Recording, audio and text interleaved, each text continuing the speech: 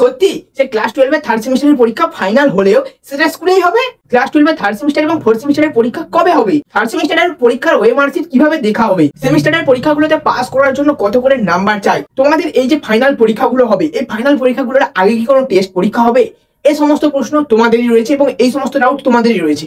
তাই এই সমস্ত ডাউট নিয়ে আজকের সম্পূর্ণ ভিডিও হতে চলেছে। আমি আমার কথা বলবো না বা কারোর সাজেশনের কথা বলবো না, জাস্ট তোমাদেরকে সংসদ থেকে যে রেগুলেশন বলা হয়েছে, তোমাদের এই WBCHSC এক্সাম রেগুলেশন 2024 অর্থাৎ সেমিস্টার সিস্টেম চালু হওয়ার সঙ্গে সঙ্গেই একটা রেগুলেশন প্রকাশিত করা হয়েছিল। সেই রেগুলেশনে কি বলা হয়েছে সেটা ডাইরেক্ট দেখে নেব, কারণ যখনই এক্সাম পরীক্ষা থেকে শুরু করে সিলেবাস এই সমস্ত নিয়ে কথা বলা হবে, তখন অবশ্যই সংসদ যে নোটিশ দেবে বা তার কোনো প্রুফ অবশ্যই দেখে নিতে হবে। শুধুমাত্র যে দেখে নিলেই হবে না যে কোনো একটা ইউটিউবার বলছে বা কোনো একটা চ্যানেলে বলা হচ্ছে বা বন্ধু বলছে, এগুলোকে বলেই বা এগুলোকে শুনেই শেয়ার করে দিলেই চলবে না। আগে সেটা ফ্যাক্ট চেক করতে হবে, কারণ এটা এডুকেশন নিয়ে বলা হচ্ছে, পরীক্ষা নিয়ে বলা হচ্ছে। কি কি টপিক নিয়ে আজকে ভিডিও হবে? ভিডিওতে আমি টোটাল 5টা টপিক তোমাদের বলবো। প্রথমত তোমাদের থার্ড সেমিস্টারের পরীক্ষা এবং ফোর্থ সেমিস্টারের পরীক্ষা কোথায় হবে, তারপরে বলবো থার্ড সেমিস্টারের পরীক্ষা এবং ফোর্থ সেমিস্টারের পরীক্ষা কবে হবে, মানে পরীক্ষার সম্ভাব্য তারিখ কি রয়েছে। তারপরে বলবো যে পরীক্ষার খাতা কিভাবে দেখা হবে, সেটা ওএমআর শিট হোক বা হাতে লেখা। তারপরে বলবো যে এই সেমিস্টারের পরীক্ষাগুলোতে পাস করার জন্য কত শতাংশ নম্বর চাই। তারপরে বলবো যে ফাইনাল পরীক্ষা হবে থার্ড সেমিস্টার এবং ফোর্থ সেমিস্টারের, তার আগে কি স্কুলে কোনো টেস্ট পরীক্ষা হবে, সমস্ত কিছু দেখে নেওয়া যাক। অবশ্যই ভিডিওটা সম্পূর্ণ দেখে ফ্রেন্ডদের সাথে শেয়ার করবে। চলো নোটিশ যে দেওয়া ছিল রেগুলেশনের নোটিশ, সেই রেগুলেশন ধরে ধরে সম্পূর্ণগুলো আস্তে আস্তে দেখে নেওয়া যাক। প্রথম টপিক, পরীক্ষা কোথায় হবে, স্কুলে নাকি বাইরের সেন্টারে? প্রথমে জানতে হবে যে সংসদ কোনটাকে সেন্টার বলছে। সংসদ যে স্কুলে পরীক্ষা হচ্ছে ওটাকে কোনো সেন্টার বলছে না, সেটাকে ওন ইনস্টিটিউট বলছে। কিন্তু সংসদের এইচএস পরীক্ষার ফাইনালের জন্য যে সংসদ যে স্কুলটা অ্যাপ্রুভ করবে বা যে সেন্টারটা বা যে প্রতিষ্ঠানটা তোমাদের পরীক্ষার জন্য অ্যাপ্রুভ করবে, যেখানে তোমরা পরীক্ষা দিতে যাবে, বসে পরীক্ষা দেবে, সেটাকে কিন্তু সেন্টার বলছে সংসদ। অর্থাৎ সেটা তোমার অন্য স্কুলও হতে পারে বা অন্য কোনো পরীক্ষার সেন্টারও হতে পারে। সেখানে যেটা অ্যাপ্রুভ করবে তোমার জন্য, সেটা তোমাদের অ্যাডমিট কার্ড লেখা থাকবে। সেন্টারটা ফাইনাল পরীক্ষার জন্য সংসদ অ্যাপ্রুভ করে, আর স্কুলে পরীক্ষার জন্য ওই ওন ইনস্টিটিউট রয়েছে। West Bengal council of higher secondary education examination 2024 regulation. তো চলো এই রেগুলেশনের কোন কোন পয়েন্টগুলো রয়েছে এবং কোন কোন পয়েন্টে তোমাদের এই সমস্ত বিষয়ে আলোচনা করা হয়েছে দেখে নেওয়া যাক। আমি ইংলিশগুলো পড়বো না, ইংলিশে সম্পূর্ণ রেগুলেশনটা রয়েছে। আমি তোমাদের জাস্ট পয়েন্টটা বলে দেবো, তোমরা চাইলে গুগলে সার্চ করে নেবে WBCHSC রেগুলেশনস 2024, তাহলে তোমরা PDF পেয়ে যাবে। সেখানে পয়েন্টটা তোমরা চাইলে স্ক্রিনশট নিয়ে গুগল লেন্স থেকে ট্রান্সলেট করে নেবে, তাহলে তোমরা বুঝতে পেরে যাবে। আমি তোমাদের ইংলিশ না পড়ে জাস্ট আমি পয়েন্টটা দেখছি, তারপর আমি তোমাদের এক্সপ্লেন করে দিচ্ছি। এর মধ্যে রেগুলেশন যে রয়েছে, রেগুলেশন 2 এর ডেফিনেশন রয়েছে। রেগুলেশন 2 এর সমস্ত ডেফিনেশন রয়েছে, তার মধ্যে অপশন তে সেন্টারের কথা বলা হয়েছে। সেন্টার বলতে বোঝানো হয়েছে হায়ার সেকেন্ডারি এক্সামের জন্য বসে দেওয়া হবে এরকম পরীক্ষার জন্য যে সেন্টারটা সংসদ কর্তৃক অ্যাপ্রুভ করা হবে। অর্থাৎ সংসদ তোমাদের জন্য বেছে দেবে যে কোন সেন্টারে তোমাদের পরীক্ষা হবে, এটাকেই সেন্টার বলা হচ্ছে। হোম সেন্টারটাকে কোনো সেন্টারই ধরা হচ্ছে না, ওটাকে ওন ইনস্টিটিউট ধরা হচ্ছে। এরপরে অপশন এল, ডেফিনেশনারি অপশন এল রয়েছে। এখানে বলা হয়েছে হায়ার সেকেন্ডারি এক্সাম বলতে বোঝানো হয়েছে সেই এক্সাম বা সেই ফাইনাল এক্সামকে যেটা তোমাদের সেমিস্টার 3 এবং 4 সংসদের অনুমোদনের পরে, সংসদের নোটিশের পরে, সংসদের দ্বারাই পরিচালিত হয়ে বা অনুষ্ঠিত হবে। অর্থাৎ সংসদ থেকে তোমাদের সেমিস্টার 3 এবং 4 যে এক্সামিনেশন নেওয়া হবে, সেটাই তোমাদের ফাইনাল হায়ার সেকেন্ডারি এক্সাম বলে অনুমোদিত হবে বা ধরা হবে। এরপরে ওই ডেফিনেশন রেগুলেশনের মধ্যেই পয়েন্টে দেওয়া রয়েছে যে এই সেমিস্টার 3 এবং 4 যে পরীক্ষা হবে সেটা কাউন্সিলের দ্বারা নেওয়া হবে। কাউন্সিলের পদ্ধতি অনুযায়ী সেমিস্টারের সিলেবাস এবং কারিকুলাম মেনটেন করে এবং কাউন্সিলের দ্বারাই কন্ডাক্ট হবে, মানে কাউন্সিলের দ্বারাই সমস্ত কিছু পরিচালনা হবে। পরীক্ষাটা কোথায় হবে, অর্থাৎ তোমাদের যে পরীক্ষাগুলো হবে থার্ড সেমিস্টার এবং ফোর্থ সেমিস্টারে, সেই পরীক্ষা কোথায় হবে সেটা দেওয়া রয়েছে রেগুলেশন 6।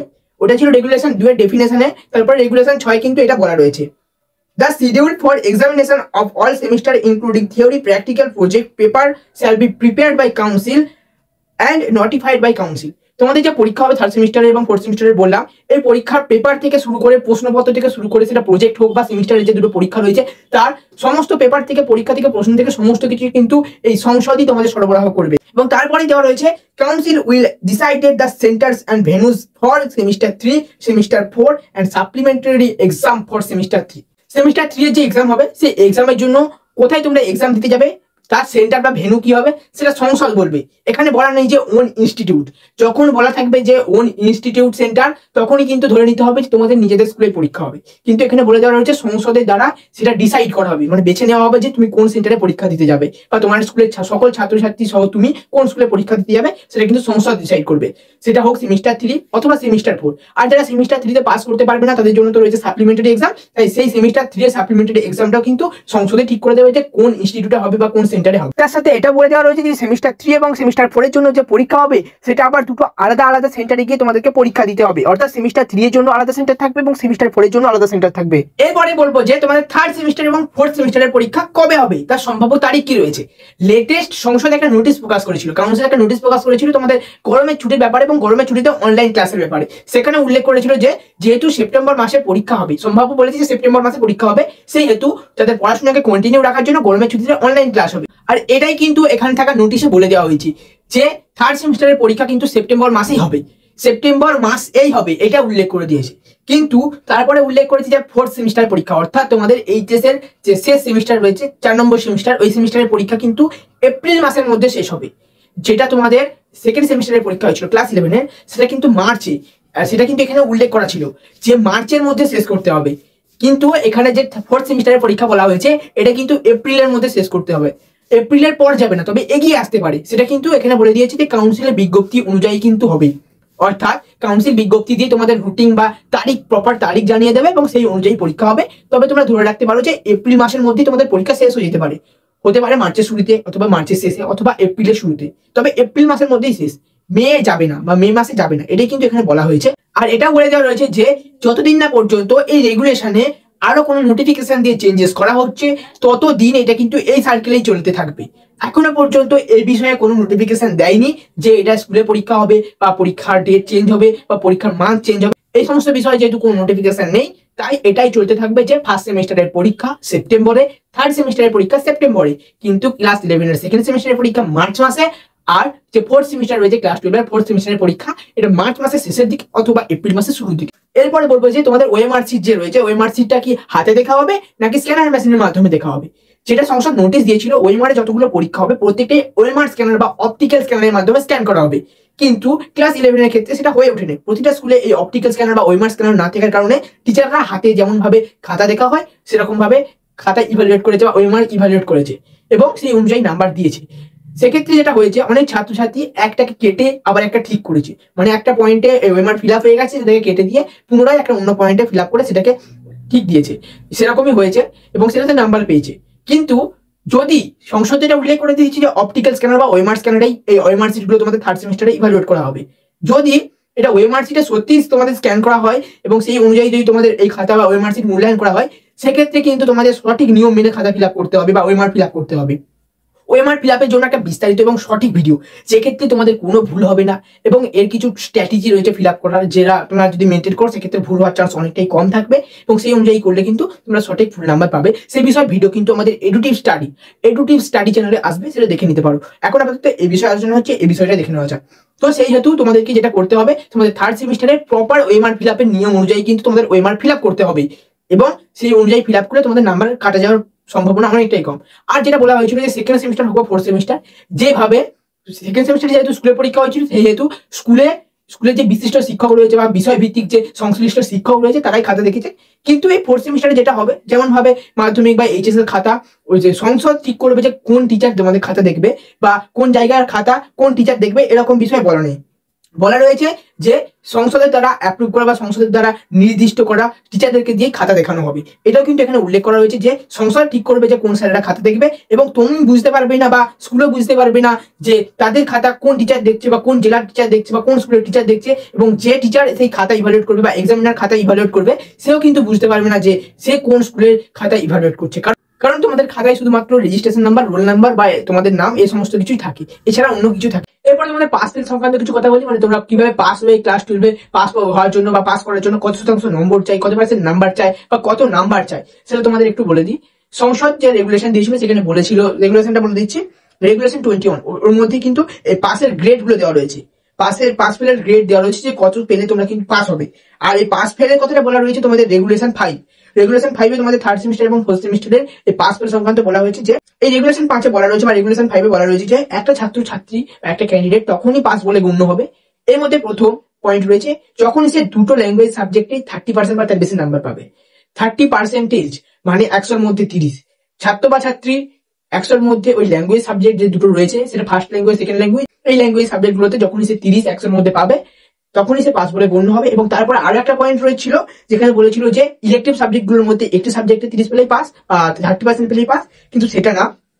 এই কয়েকদিন আগে একটা আপডেট দিয়েছিল এই রেগুলেশন সংক্রান্ত বা রেগুলেশনের চেঞ্জেস সংক্রান্ত, সেখানে বলে দেওয়া হয়েছে যে একটা ছাত্র বা ছাত্রী তখনই পাস হবে তখন সেক্ষেত্রে সে যখনই দুটো ল্যাঙ্গুয়েজ সাবজেক্টে অবশ্যই 30% নাম্বার পাবে, সেটা হোক সেমিস্টারের যে দুটো পরীক্ষা থার্ড সেমিস্টার ফোর্থ সেমিস্টার, তার সাথে প্র্যাকটিক্যাল বা প্রজেক্ট যে পরীক্ষাগুলো রয়েছে অবশ্যই ওভারঅল পেলে হবে না যে আমার প্রজেক্ট 20 নাম্বার সেক্ষেত্রে আমি 10 নাম্বারের পরীক্ষা দিলে পাস করে যাব, এটা হচ্ছে না।